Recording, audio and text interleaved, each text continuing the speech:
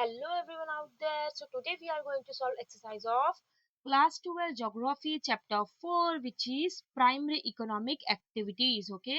So हम जैसे हमारे previous 3 chapters के हमने solution देखे उसी तरह से सेम यहाँ पे भी follow करेंगे. Okay. So please come on the page number 40. Okay. Let us begin.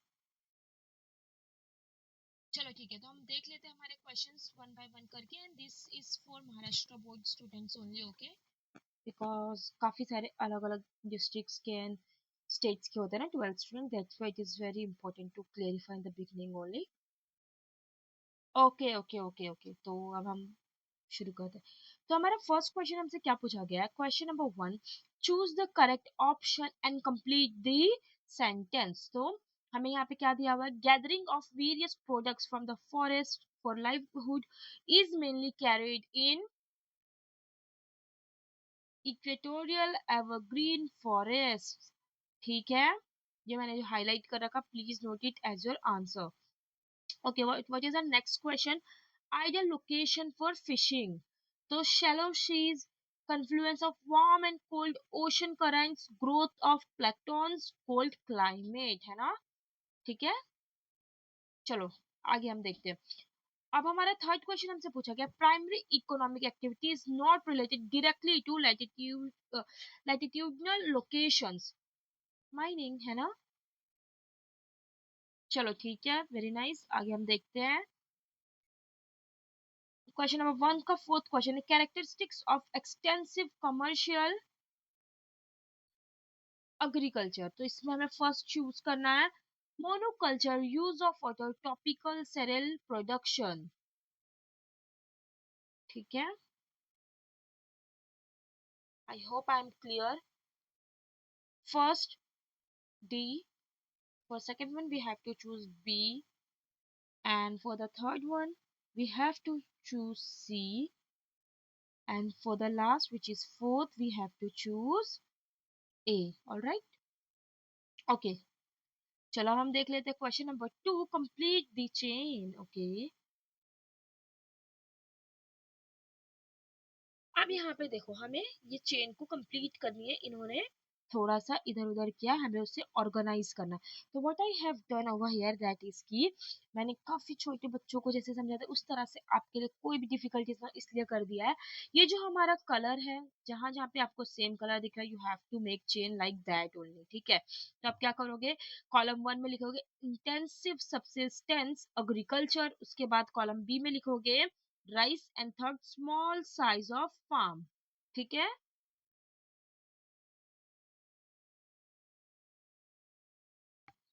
हो गया फर्स्ट वन. अब हम नेक्स्ट क्या करेंगे ये देखो purple colour pampas grassland region. तो यहाँ पे हम क्या चुनेंगे बी में सेकंड कॉलम में commercial animal husbandry and South America. Next one which is fishing Dogger bank and any Atlantic Ocean. Gathering dense forest and unfavorable. Okay. Mining offshore oil and gas production Bombay high. Got it. ठीक है चलो अब हमारा next question हमसे पूछा गया है question number 3 में right short notes on plantation agriculture. तो ये है ना हमें टेक्स्ट बुक में अच्छी तरह से नहीं दिया हुआ था इसलिए मैंने यहाँ पर आप लोगों के लिए लिखा है. Please note it as it is. ठीक है ये देखो प्लांटेशन एग्रीकल्चर ये क्वेश्चन है. यहाँ से हमारा आंसर शुरू होता है यहाँ तक. Okay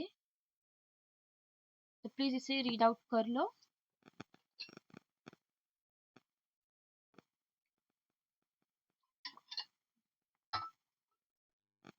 Okay guys, I hope you guys have noted it down.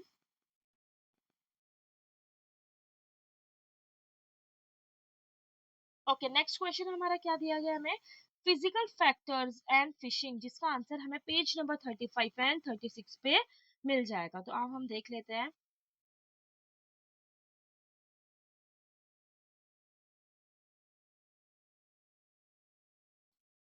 Okay so we are on page number 35. यहाँ पे प्लीज ये वाला देखना आप. ओके दिस वन, ये थोड़ा सा पीच कलर जो है, this one.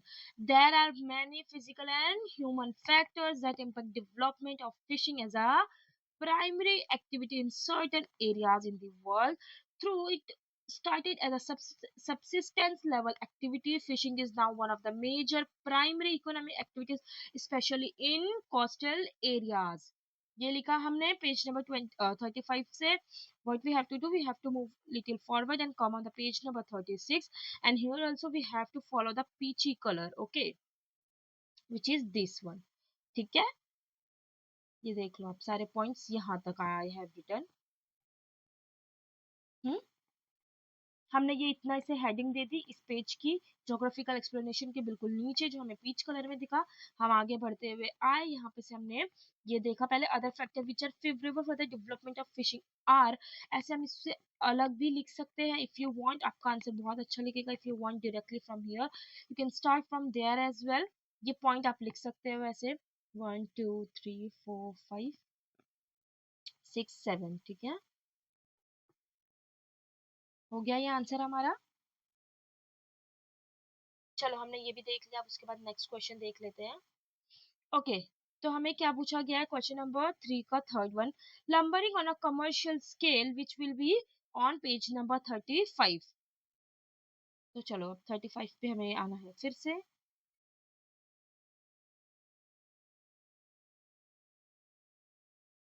सी हियर, मैंने यहाँ पे आपको पीच कलर वाला का आंसर बता दिया था. तो अब हमें क्या करना है, इसके अदर साइड यहाँ पे अगेन ज्योग्राफिकल एक्सप्लेनेशन जो दिया हुआ है 35 पे, फर्स्ट इस कॉलम के बाद,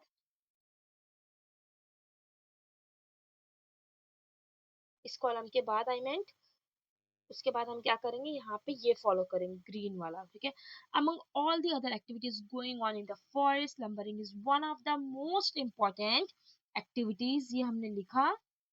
एंड उसके बाद ये हमने लिख दिया. ठीक है, इसको छोटे छोटे पॉइंट्स बना के आप बड़ा आंसर भी बना सकते हो. If you think this is a very short answer, you can also use this column.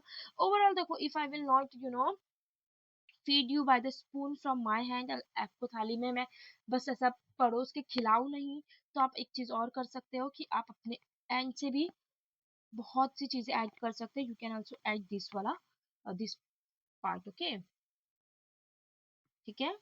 Spoon feeding is not okay, you are in 12th standard now. ठीक है, if you want the short answer please copy this, no worries about that also.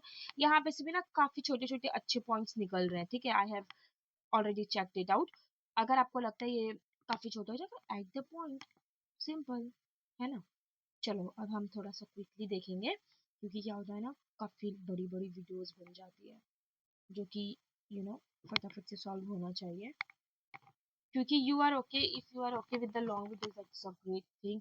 मगर क्या होता है, last most of the student these exercises video watch in the exam time only, और उनको इतना फिर लगता है क्या है ये, इतनी छोटी सी चीज के लिए इतना बड़ा वीडियो बना दिया. बट दे डोंट अंडरस्टैंड कि बस वीडियो बनाना नहीं है, थोड़ा तो समझ आना भी चाहिए, है ना. थोड़ा डिस्कशन होना चाहिए, थोड़ा ह्यूमन फील तो आनी चाहिए कि भाई कैमरे के सामने भी एक बच्चा बैठ के मुझे देख रहा है, वो पढ़ रहा है, और मैं भी कैमरे के सामने एक जीती जागती इंसान होगी. This is not ChatGPT और you know any sort of AI जो ऑन पॉइंट बस बोल दे. ठीक है, ह्यूमन टच थोड़ा I love to give. Okay, तो अब हम देख लेते हैं क्वेश्चन नंबर 3 का last question, which is hunting and loss of ecosystem, जिसका पेज नंबर 33 पे हमें मिल जाएगा आंसर. तो अब हम आ जाएंगे जल्दी से पेज नंबर 33 पे.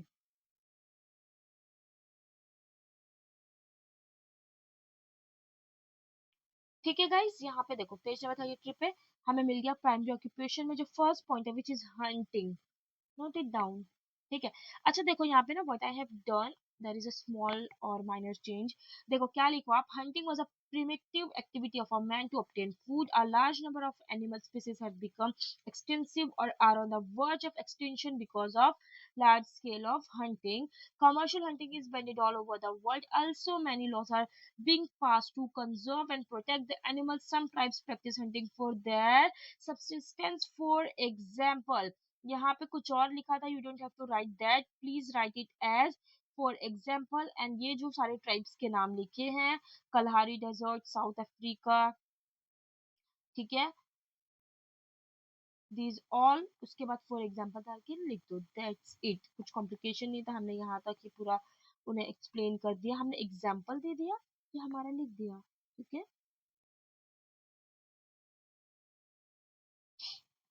ओके, हमने एक और क्वेश्चन नंबर सॉल्व कर लिया है। अब हमें क्या देखना है, क्वेश्चन नंबर 4 जो है give geographical reasoning. Okay, we will give you geographical reasoning, let us see what are the questions. First one हमें पूछा गया agriculture is done on a large scale in India. तो क्या है ना कि इसका एक्चुअली देखो, I have tried a lot to give all the answer by the text book only. Okay, but वहां पे somewhere I was not satisfied, सही से मुझे पॉइंट्स नहीं मिले, काफी डिस्ट्रैक्शन, इधर उधर, इधर से एक पॉइंट को कलेक्ट करो। And after that also context जो है, हमें कुछ कंटेंट भी तो देना है ना उन्हें, जिसपे हमें मार्क्स मिलेगा एग्जाम में। तो क्या है ना कि वो कंटेंट भी हमें बहुत कम दे रहे, कॉन्टेक्स्ट भी हमें अच्छे से एक्सप्लेन करना। That's what I have done, कि जहाँ पे मुझे ऐसा लगा कि ये सही नहीं होगा लिखना, मैंने अपने ओन से आपको एक्सटर्नल रिसोर्सेज का यूज करके यहाँ पे दिया है। ओके, तो चलो हम देख लेते हैं यहाँ पे हमें क्वेश्चन क्या था, agriculture is done on a large scale in India. Okay, question number 4 1 which is this one only, या तो ये देखो क्वेश्चन नंबर 4 का 1 है, agriculture is done on a large scale in India. ठीक है, तो हमने हमारा आंसर यहाँ से शुरू किया। More than 46% of the total population of India is engage in agriculture activities.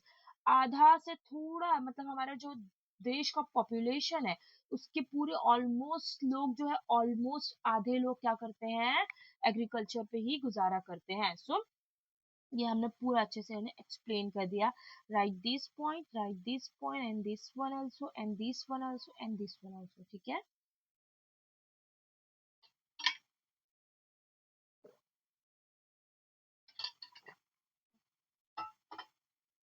Okay, ठीक है, I hope you have noted down, and if you want you can take the screenshot as well. Okay, so question number 4, next question, which is mining is developed in Chota Nagpur plateau of India. Okay, तो इसका solution भी हमें मिल जाएगा यहाँ पर। mining is developed in Chota Nagpur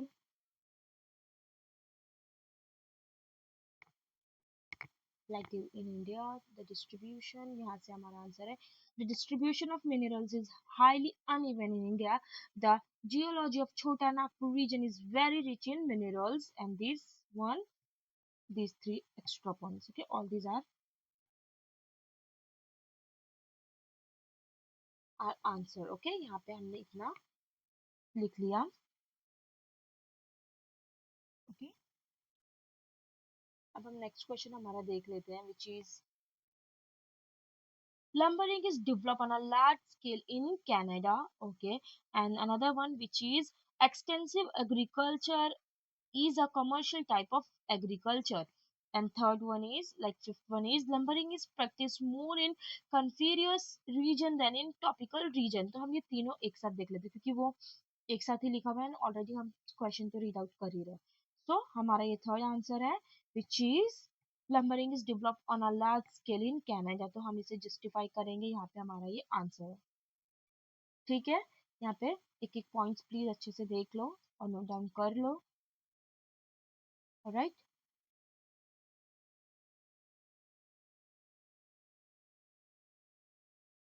okay, fourth question हमारा क्या था, extensive agriculture is a commercial type of agriculture. तो इसे भी हमने जस्टिफाई किया, यहाँ से हमारा आंसर शुरू होगा और यहाँ पे एंड होगा। ठीक है, ऑलराइट, डन।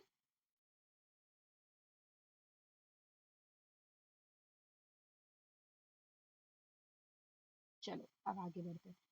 हमारा फिफ्थ क्वेश्चन क्या था, lumbering is practice more in coniferous region than topical region. तो यहाँ पे हम आंसर शुरू कर देंगे, यहाँ से lumbering activity depends upon nature of would, hard और soft, density of forest, number of spaces in the forest, transportation facilities, use of machinery and market। ये सारे पॉइंट्स हमारे हम लिख देंगे। Okay, please take the screenshot.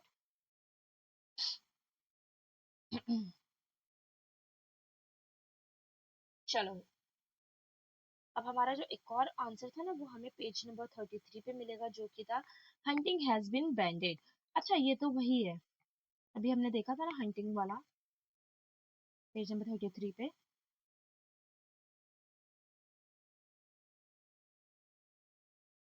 This one only guys, this one only, ठीक है, ये जो ब्लू में हमने अभी डिस्कस किया था। It is page number 27, oops sorry I meant 33। चलो, अच्छा डिफरेंशिएट बिटवीन, अब हम क्वेश्चन नंबर 5 में आ जाता है। फर्स्ट हमें कहा जा रहा है डिफरेंशिएट करो lumbering in equatorial forest and temperate forest, ये दोनों में हमें डिफरेंसेस बताना है। And next question is plantation agriculture and extensive commercial agriculture, हमें ये दोनों में भी डिफरेंसेस बताना है। And the third one is mining and fishing में क्या फर्क है, we have to tell them. Okay, तो क्या करेंगे, हम इसे एक साथ देख लेते हैं।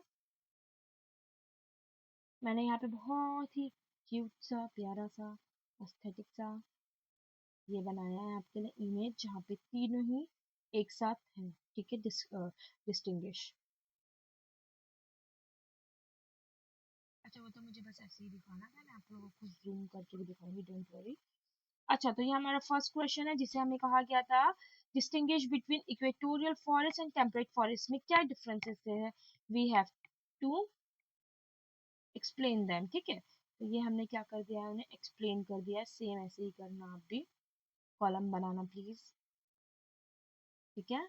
एक तरफ सारे इक्वेटोरियल के फॉरेस्ट के पॉइंट आ गए, एक तरफ पूरे टेम्परेट फॉरेस्ट के पॉइंट आ गए। अच्छा हमारा नेक्स्ट डिस्टिंग्विश किसमें बताना था, plantation agriculture and extensive commercial agriculture, so we have done the same thing over here as well, ठीक है, दोनों में हमने अच्छे से बता दिया। यहाँ पे 6 पॉइंट्स है, नोट डाउन कर लो सारे 6 points, okay. And this one third one which is mining and fishing, यहाँ पे 8 पॉइंट्स है, आप यहाँ पे अगर चाहो तो एक दो अपने हिसाब से कट भी कर सकते हो, ठीक है, जो इजी मैंने इसलिए ऐड कर दिया ना, ताकि जो जो इजी लगे आप वो अपने प्रेफरेंस के हिसाब से लिख सको, ओके, डन। अच्छा ये अगर किसी को स्क्रीनशॉट इकट्ठे लेना है, साथ लेना है, तो you can do also this also.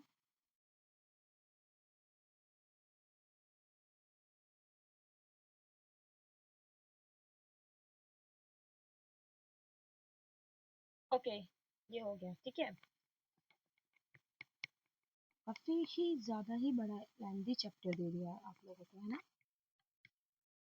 Okay, now question number 6, answer the following questions. What are the factors affecting commercial fishing? तो ये हम यहाँ पे इन्हें बता देंगे, ठीक है, पेज नंबर 35 पे आके, कि what are the factors which affects commercial fishing? We have to come on the page number 35.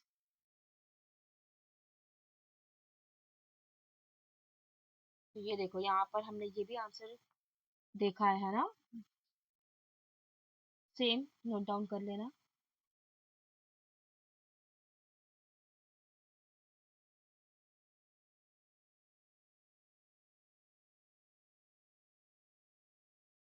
ठीक है, ये other factors which are favourable for development of fishing are, ये हमने यहाँ तक पूरा लिख दिया, okay. If you want, you can start your answer from here only, from the first red mark and end over there, okay? यहाँ पे। अच्छा, ये देखो 35 में हम यहाँ पे आए, ये शुरू किया यहाँ से ज्योग्राफिकल एक्सप्लेनेशन से, और यहाँ पे एंड किया। If you want, you can end, I mean add these remaining parts as well. All these points you can also write. If you don't want, you can also write the peach color ones, okay? चलो ठीक है। Now question number 6, second one, which is write a note on intensive subsistence agriculture, ठीक है, तो हम ये देख लेते हैं यहाँ पे। अच्छा यहाँ पे हम दो चीज एक साथ देख लेंगे, ठीक है, give the characteristics of market gardening, ठीक है, ये दोनों हम एक साथ देख लेंगे, second and third.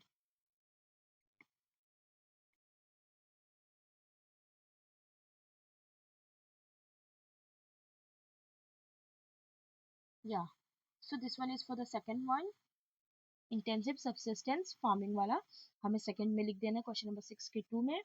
Okay.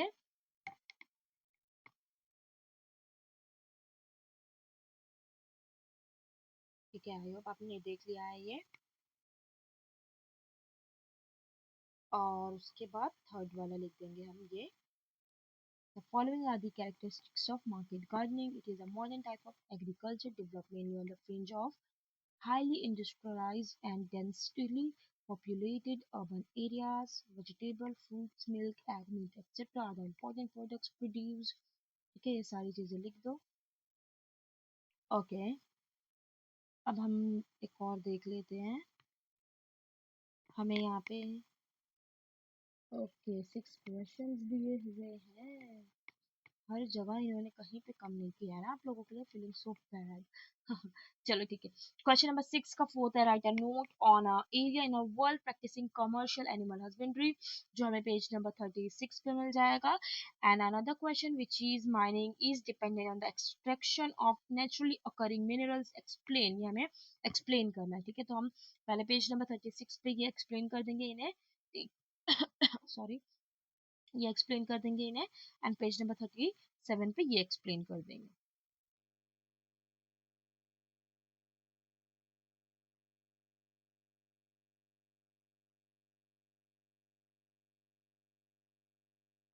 See the yellow part 36 पे हम आए।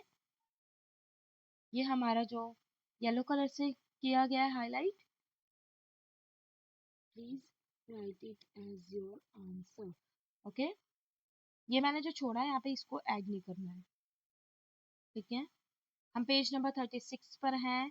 यहाँ पर जोग्राफिकल एक्सप्लेनेशन जो दिया गया है उसके नीचे मैंने अलग से आपके लिए येलो हाईलाइट जो किया गया है, किया हुआ है, उसे ही कंसिडर करो। All these beautiful colour. Okay, ठीक है। अब पेज नंबर 37 पे भी हमें क्या करना है, आ जाना है और यहाँ पर ये देख लेना है। ठीक है,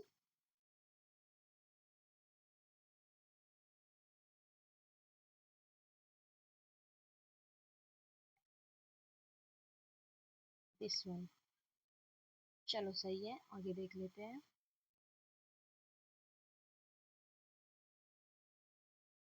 अब हमें 6(1) लिख लेना है। Right in detail about the characteristics of primary economic activities.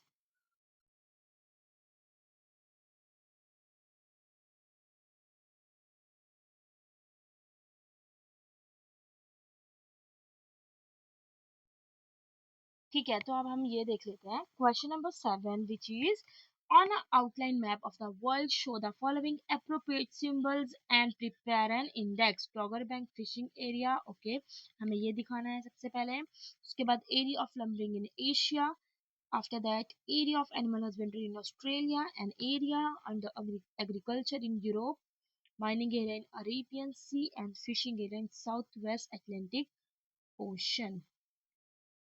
तो चलो ठीक है, ये भी हम सॉल्व कर लेते हैं। Here it is. अच्छा देखो, यहाँ पे आप देख पा रहे हो, I hope it is visible to you clearly.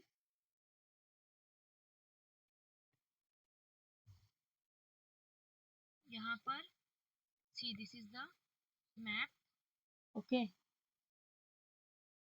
And यहाँ पर डॉगर बैंक वाला, this is the sign which is here, see this one, okay. Now another which is lumbering in Asia, this sign is for that, here it is, see इधर पे छोटे छोटे से दिख रहे हैं ना trees, that is for lumbering in Asia, it's a sign of that। पहले तो you have to see the map clearly, ठीक है। I hope it is very much clear to you। I have tried my best to show you this। ठीक है, ये हमने देख लिया map.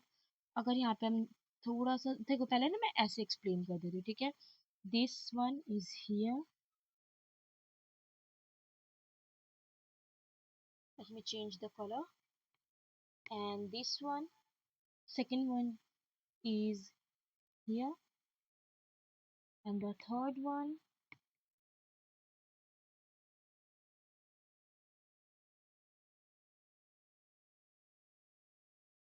is here, and the fourth one,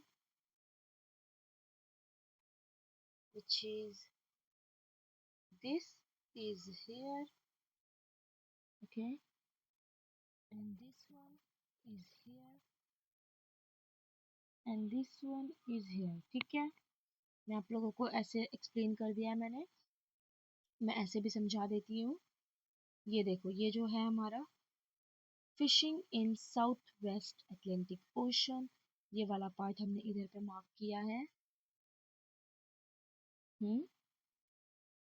उसके बाद ये वाला डॉगर बैंक,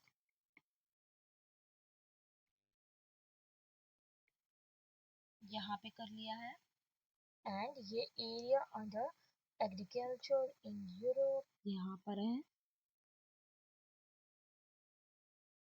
ठीक है, I hope it is visible. Okay, ये यहाँ पर था, बाकी चीजें हम, ये देखो ये यहाँ पर है, ट्रीज प्लांट्स छोटे छोटे यहाँ पर है, and this is here.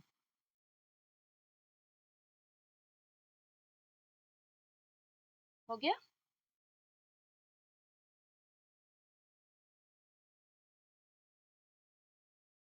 I hope कि ये अब अच्छे से दिख रहा है।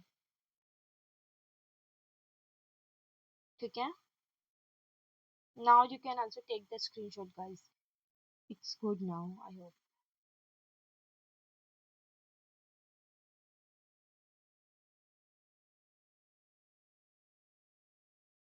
चलो ठीक है, आगे देखते हैं। Okay, now question number 8 given below is the data about the continent-wise employment engaged in primary economic activities in the year of 2018. Draw a suitable diagram to represent the data and answer the question। तो हमें ये दिया गया table, जहाँ से हमें data collect करके एक ग्राफ बनाना है। And these are the questions, which is in which continent is less than the 10% of the population engaged in agriculture. Next question is which continent is more than 40% population engaged in agriculture. Looking at the given data, can you arrange these continents in an ascending order on the basis of the level of economic development? Okay, okay. I'm so glad that this is the last question. Okay, so हमने क्या किया, यहाँ पे देखो graph बना दिया। वो graph मेरे सामने विजिबल नहीं है, बट सी प्लीज ये कोई भी डिफिकल्टीज वाला क्वेश्चन नहीं है। ठीक है, अगर मैं यहाँ पे ग्राफ भी का क्वेश्चन भी ऐड करती, आई मीन डेटा भी ऐड करती, तो ये और काफी छोटा हो जाता है जो आपको दिख नहीं पाता, इसलिए यहाँ पे मैंने ये अटैच किया। बट ये हम बचपन से करते आ रहे। ठीक है, यूरोप का देखो परसेंटेज 10% के नीचे जा रहा है। ठीक है, उसके बाद हमारा ये जो एशिया है, ये 30% के नीचे जा रहा है, लाइक ये मिडल में आ रहा है 20-30 के। ठीक है, ये प्लीज लाइंस के बारे में माइंडफुल रहो। ठीक है, और राइट, यहाँ पे कुछ भी नहीं है गाइस, आपको जस्ट डेटा मिल गया है। या you want me to explain, let me see. अच्छा देखो, यहाँ पे ना क्या करते हैं हम, ये डेटा आप देख लो, यहाँ पे देखो ये आंसर कर दो question. In Europe less than 10% population is engage in agriculture. ठीक है, ये हमने यहाँ से समझ लिया। In Africa more than 40% of population is engage in agriculture. ठीक है, ये देखो यहाँ पे, ये भी देख लिया। Ascending order is as follow, सबसे पहले कहाँ पे हो रही है ज्यादा, एग्रीकल्चर, अफ्रीका में, उसके बाद एशिया, उसके बाद Australia, south America, north America and Europe. ठीक है, इस तरह से इसे प्लीज अरेंज कर दो। अब मैं भी आपको थोड़ा दिखाती हूँ, देखो हमारा डेटा ये रहा हमारे पास। तो देखो यूरोप में क्या किया था हमने, 7% पे ये ड्रॉ किया। ठीक है, जो 10 के थोड़ा सा नीचे आ रहा था। ठीक है, ये एशिया में 24 पे जा रहा था। ठीक है, तो वो बस उसके सामने जो आपका नंबर है ड्रॉ कर दो। I know you, I am sure कि आपको आता है। ठीक है, उस तरह से ही प्लीज कर दो आप। ठीक है, I hope you are not confuse and I am sure you are not confuse.